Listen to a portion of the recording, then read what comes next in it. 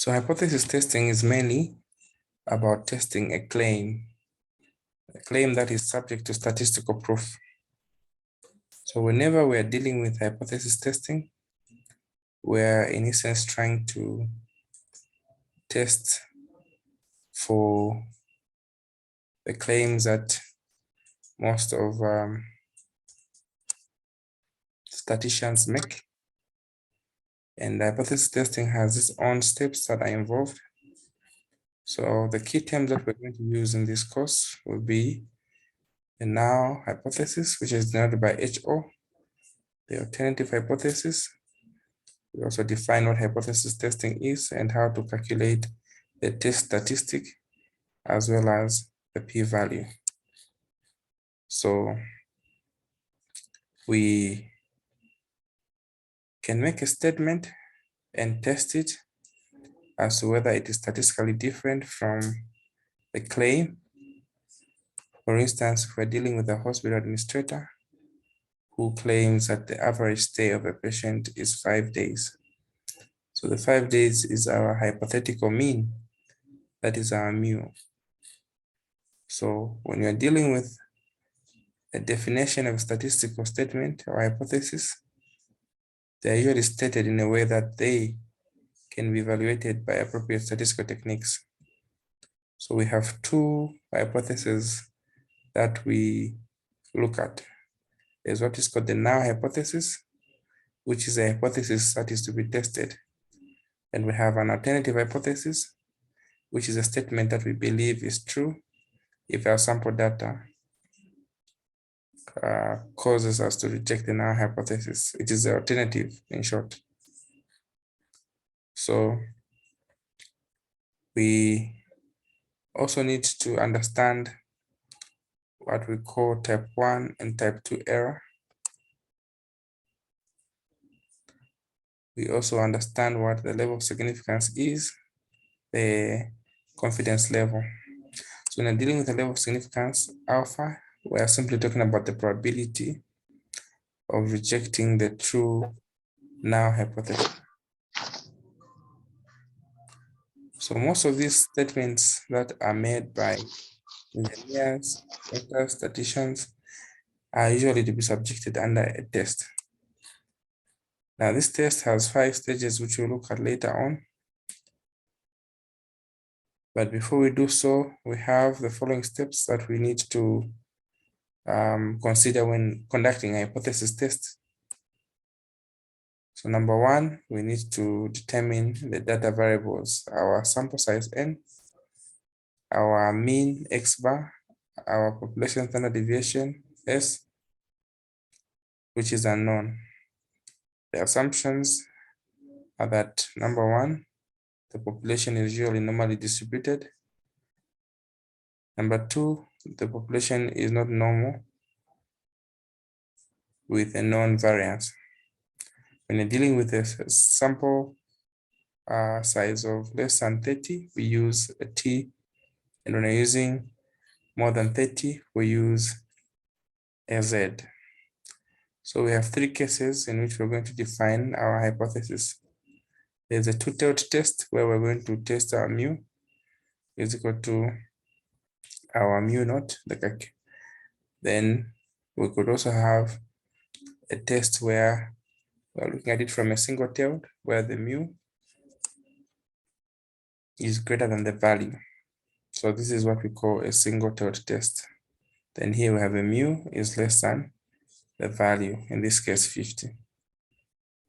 So we need to understand a two-tailed test, and these are called tails. So when our shadings are on both sides, we call this a two-tailed test. When the shading is on one side, we call this a single-tailed test. This is shading on the right. If we have our shading, which is like this is also a single-tailed test. So we have the confidence levels that we have. The difference from 100 is called the significance level. Then we have our alpha, and we have our z for a two-tailed, and a Z for a one-tailed test. Okay. So can somebody remind me what are the confidence levels that we have?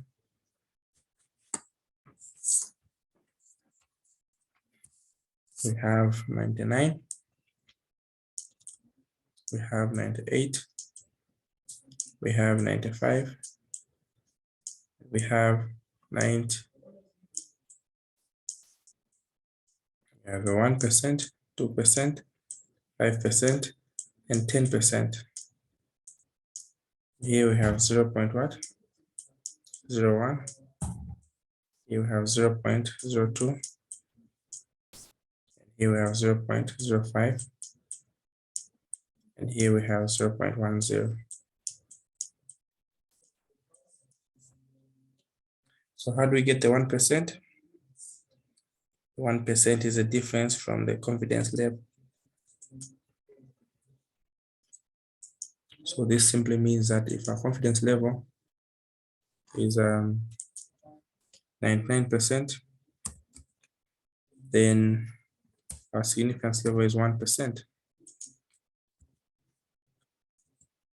98, 2%, 95, 5%, and 90, 10%. So I hope we are familiar with these by now.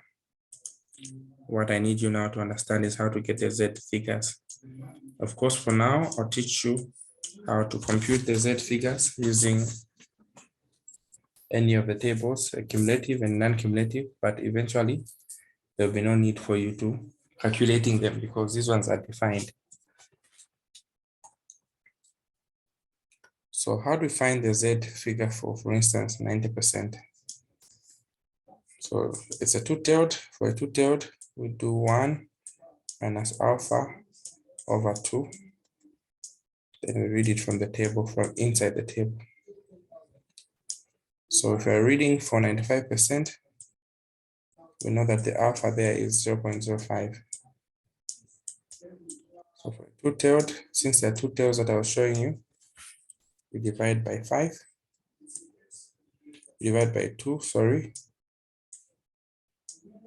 Then we subtract from 1. So what we get here is 1 minus 0.025. So what we get when we subtract that? We get 0.975.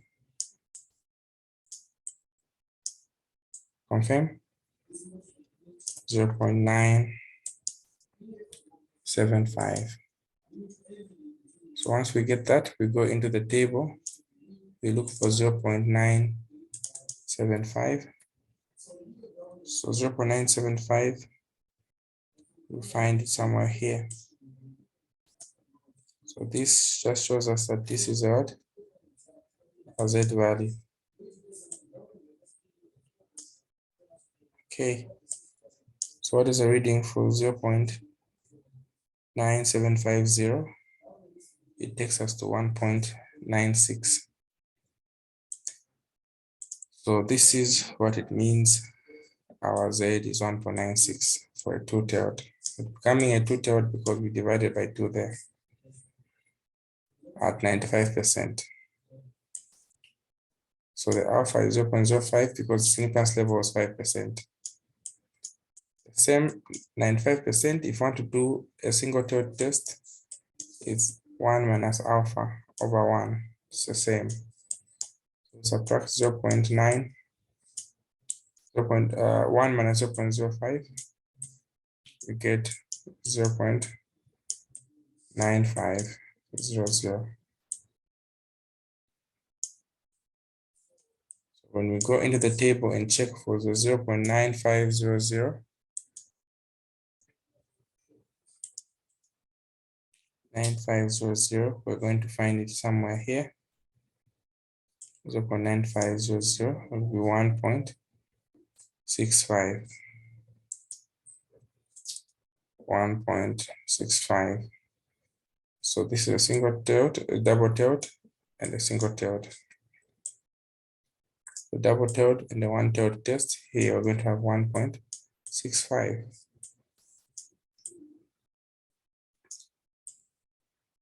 Or 645 because it is equidistant. Somebody may pick a 4, somebody may pick a 5.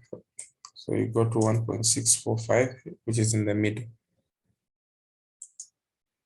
So this is why this table, if completed, you're going to have 2.58. Here we're going to have 2.33. Here we're going to have 1.96. And here we're going to have 1.65. And here we're going to have 2.33. So this one goes up, and this one will come here, 1.65. We're just going to have 2 new entries, 2.05 here, and 1.28.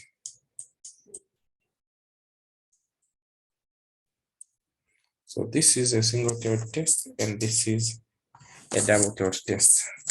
So in terms of signs, you're going to find signs like equal to or not equal to for a double tailed test, greater or less for a single tailed test.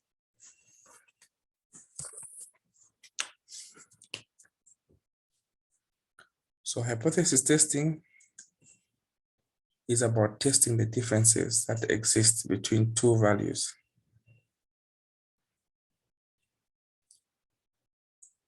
We have step 1, we state the hypothesis.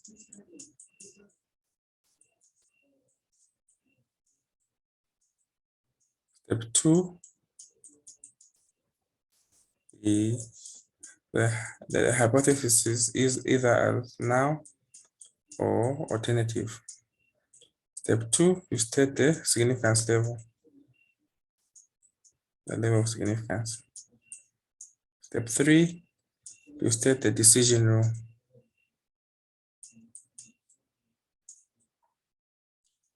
So I repeat, on the level of significance, I need you to master this: 99, 98, 95, and 90. Give me the Z for a single tailed and a double tailed.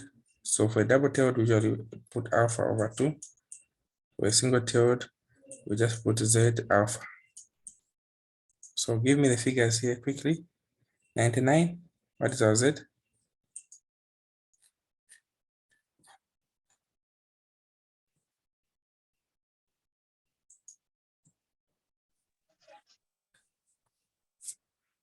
Anyone? 99? 2.58. 98? 2.33. 95? 1.96. And 90? 1.645. Then we go to a single tailed test. What is our Z here at 99?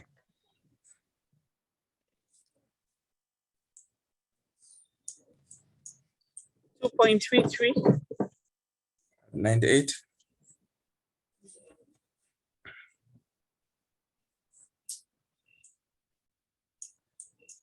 2.05.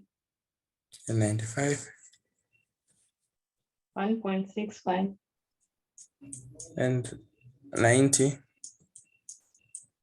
1.28. What signs are there for a single tailed test? Greater or less. And what signs are there for a two-tailed test? Equal or Excellent. less. So you state the decision rule. Then step 4, you calculate the Z, which is X bar minus mu over standard deviation. And finally, our conclusion will come in step 5.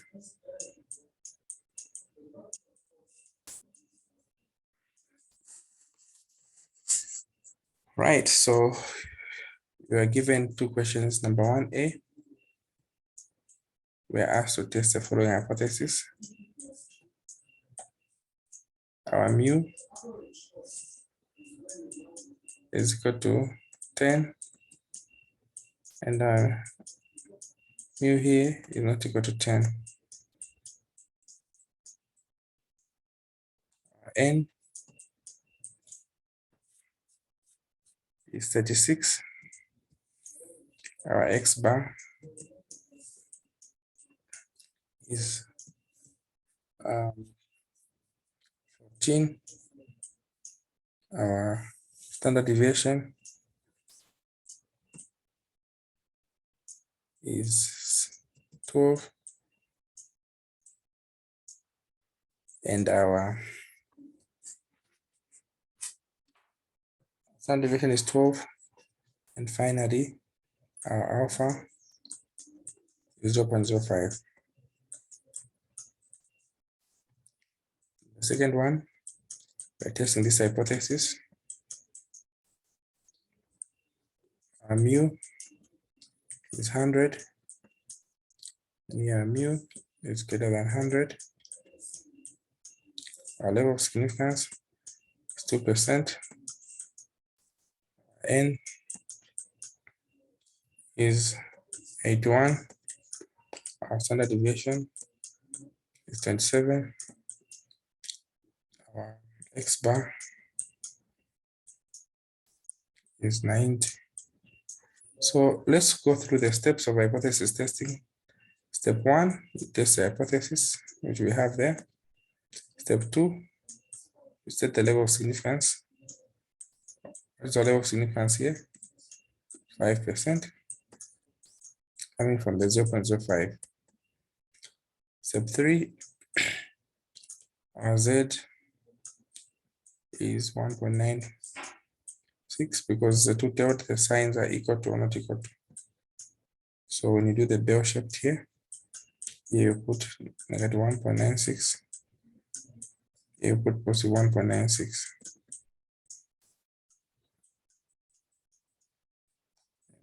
Number 4, we calculate the Z.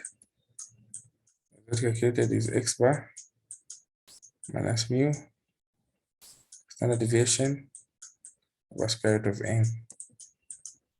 So our X bar is the calculated mean. There are two averages that you'll be given.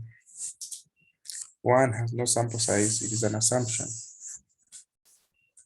It is assumed that 8 to 10 people in a class fail at a particular high school.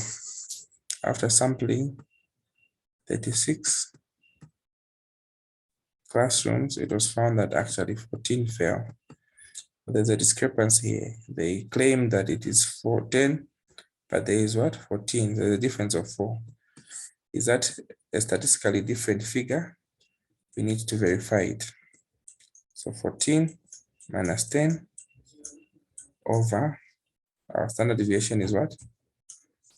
Is our standard deviation 12 over square root of n. Our n is 36. So here we're going to have 4. 36 is 6. 6 in there is what? 2. So 2 into 4, we get a 2. So you identify where the 2 is. The 2 is in the shaded region there. So you make a conclusion. What is the conclusion? At our 5% level of significance, we reject what? HO. Why? Because the Z calculated is greater than 1.96.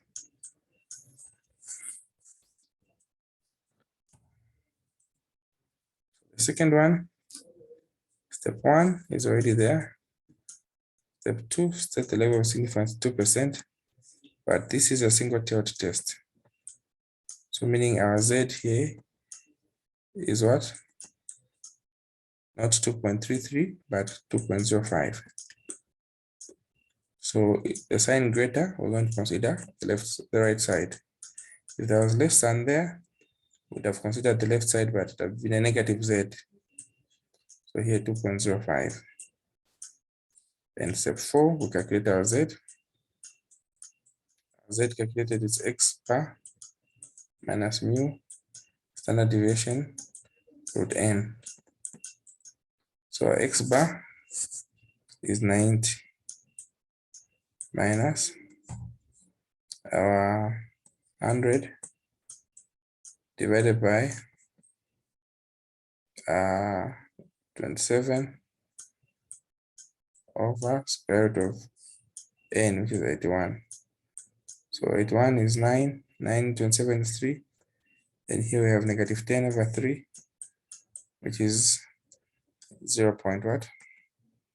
It's 3.33.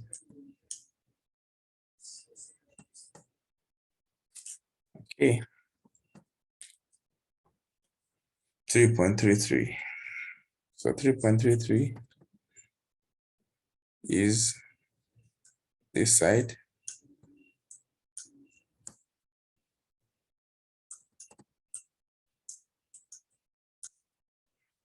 In fact, this sign is supposed to be negative because usually when your mean x bar is less than the mean and you get a negative, the shading is always supposed to be on the other side as well. They usually tally. So usually that's how the case is. So whenever the x bar is less than the mu, we are usually looking at this side, the negative side. That is when they're given a sign to say greater or less. So you're going to get negative 2.05. And we calculate negative 3.33. It is also in the shaded region. We are going to therefore reject our HO. We're therefore going to reject our HO. That is how we do.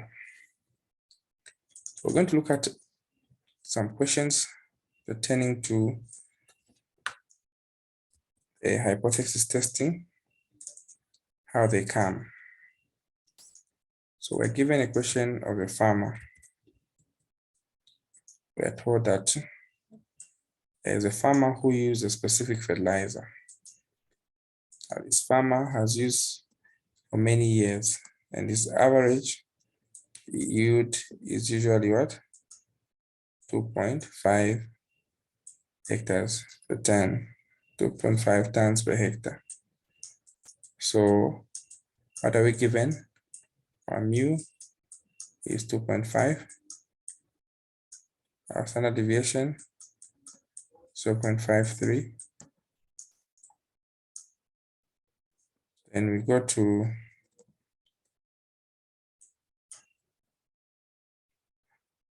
the other part of the information, which we are told that the fertilizer is discontinued and a new brand. He suspects the new brand may alter the yield, but he does not know or has no idea whether it will be an increase or a decrease.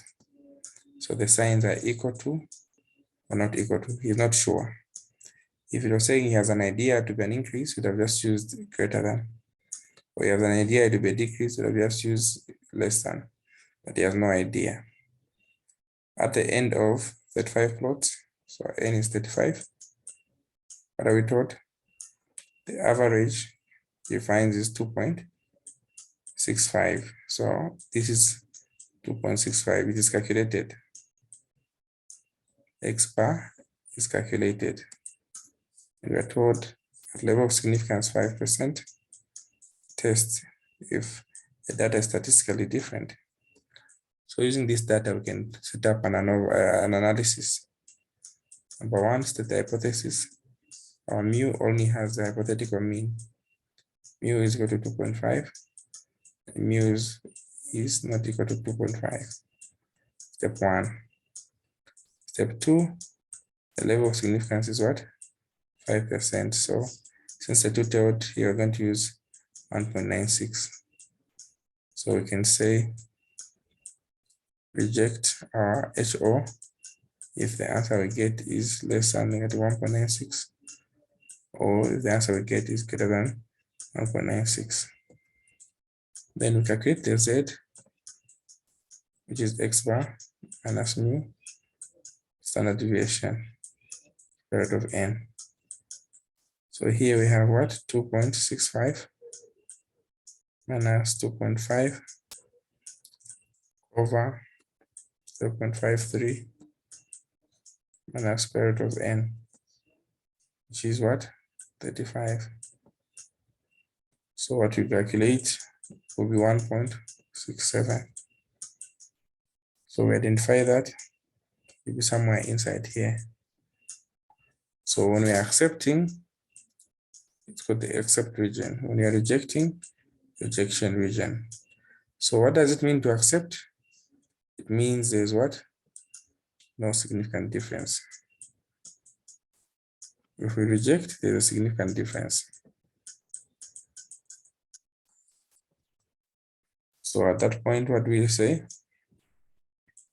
We fail to reject HO. To fail to reject HO is simply to accept. To fail to reject HO is simply to accept. So how can you tell the shape of the two-tailed test is a single or a double-tailed? I think I've explained on that to say if it's silence, it just tells you test whether there's a statistical difference. That's not the double-tailed test. The single-tailed test will be succinct. You will see, like this example here, the second one. Let's analyze it together. We have this question here, that the weekly average of the semi-skilled workers in an industry is assumed to have a mean of 286 rands, and standard deviation is 29.49. If the company in this industry pays a sample of 40 of its workers an average of 271, can the company be accused of paying inferior? So is it a double or a single? Is it a double or a single? The word inferior already is giving you a one-sided less than. And the word number 40 is our n. Any number attached to the 40 is called our X bar.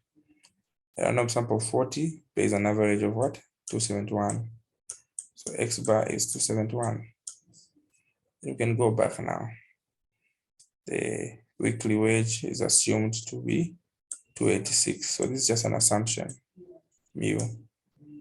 The standard deviation is 29.43. So standard deviation is 29.49. So can we quickly conduct a test for this one? At 2%, what becomes our Z? This was supposed to be 2.33 if it was double-tailed, but since the two-tailed, we use 2.05. Are we together? Are we following? So this is what happens. So we are going to now use the given data. N is what? 40. And the X bar is what? 21, 7.1. Then our mu is what? 286.5. And our level of significance is what? 2%. But because of the weight inferior, we're looking at this part there. So we're looking at 2.05. The standard deviation is 29.47. So I want you to try to conduct the hypothesis test for this. So try to conduct a hypothesis test for this quickly.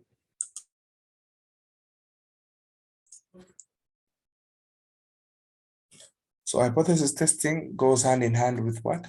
Estimation. So with what has been discussed, you also should understand that an estimate or a point estimate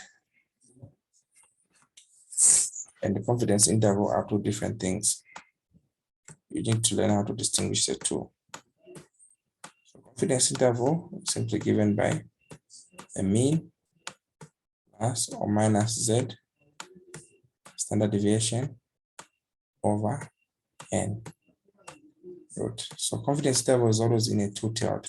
So forget about the single-tailed test of figures. So if you're given the values of n as 36 and our standard deviation is given by 12 and our x bar is given by 10 and our alpha is given by 0.05. Find the confidence interval.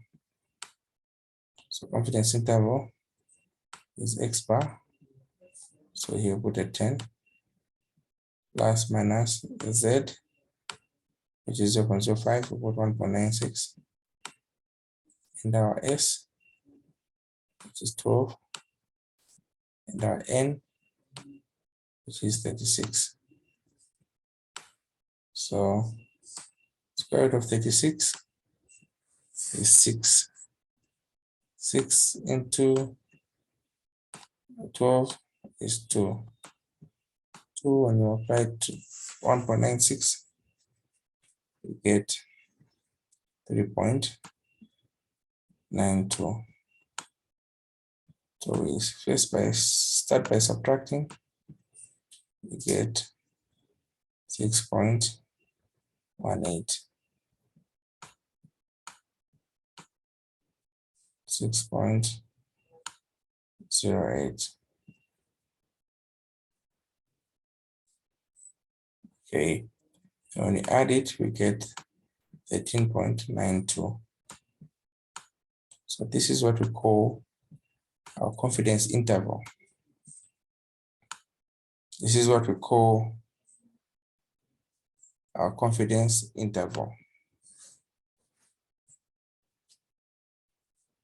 So let's try, suppose you're given n is 49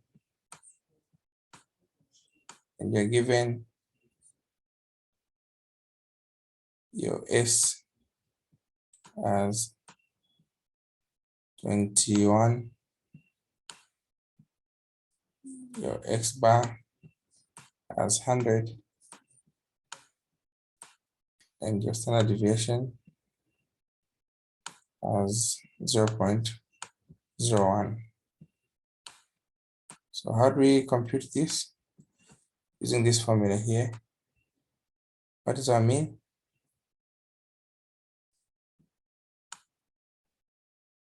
What does that mean? 100. 100. What is z? What we put?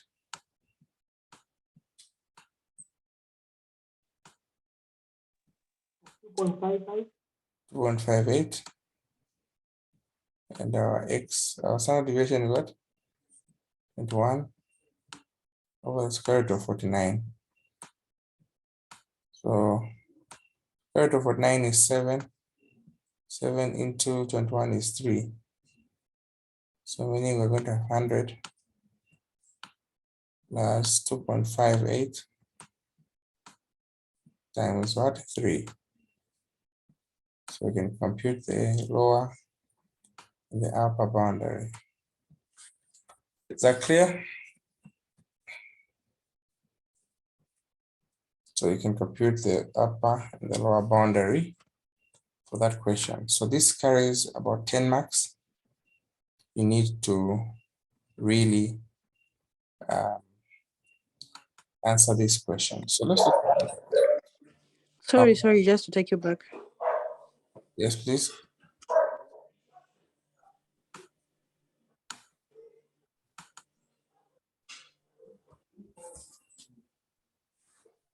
The 21 over square root of 49, have you solved it? Times 3. I haven't solved it. So this is 7. 7 into 21 is 3. So 3, when you multiply by 2.58, you get a value which you subtract and add. Now, since people don't have calculators, they want me to solve everything. I'll leave them like that. If the questions come exactly, it's better you're calculating so that you know how the questions are supposed to be. So number 1, number C, we've been given a random sample of orders. The average is what? 78.25. So that is our mu. The standard deviation is 22.5. That is our standard deviation. Find a 90% confidence interval for a sample size of 40. Find the 90% confidence interval for a sample size of 75. So at 90%, what is our Z?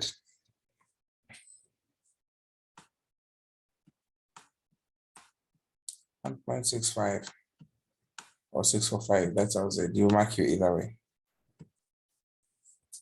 All right. And our N is what? 40.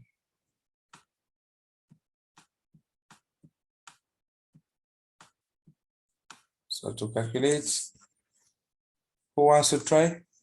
How do we calculate a 90% confidence interval? Yes. Chewe and Chippy.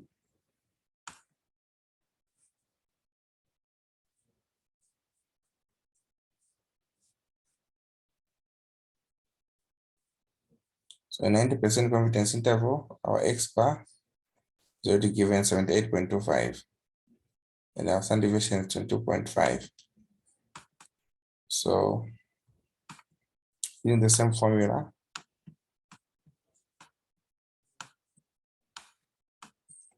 X bar plus minus Z standard deviation over square root of N.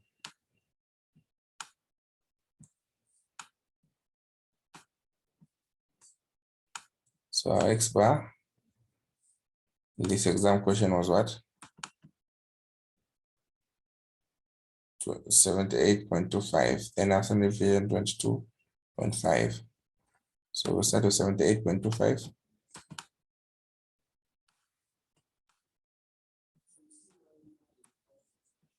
Our Z at 90% is what? 1.96.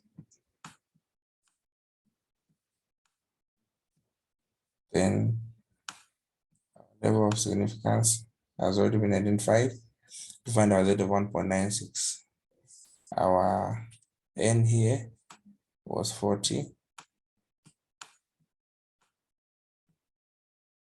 Then finally, we add the sample standard deviation, which is what? 27.25.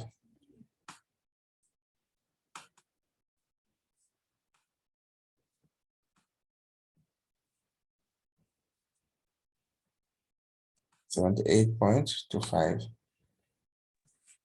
Standard deviation is not 2.5. Sorry, isn't the standard deviation 22.5? Standard deviation is 22.5. Yes. 22.5. Presently, And also the value for Z there should be 1.65. and you're following.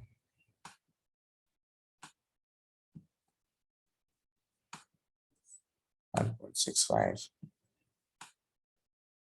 because of the 90%. Okay. So what are you finding as a confidence interval?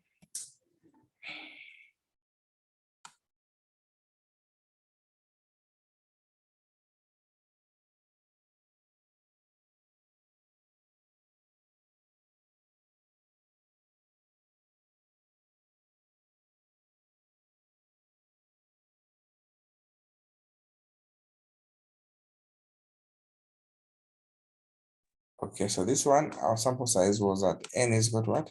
40. The other one, the sample size was n is equal to what? The other one, n is equal to 40, the other one, n is equal to 75. So you do the same format, but the other one, you just use n of 75 and comment in terms of the accuracy level. So the smaller the sample size, the more accurate it is. So you discover that the 40 has a more accurate what? Confidence interval. It's smaller. So like somebody who says, if you were to ask them what the age is or how long they take to drive to school, if they say maybe between 15 minutes and 2 hours, that approximation is inaccurate because the range is too wide. They say 8 to 9 minutes and you know it's within range. Yeah. Are we together so far? So the other one was just 1.5. We discovered that one has a confidence interval, which is very far apart. The other one, it's close. So check for any other question, if any. But this is what you're supposed to do.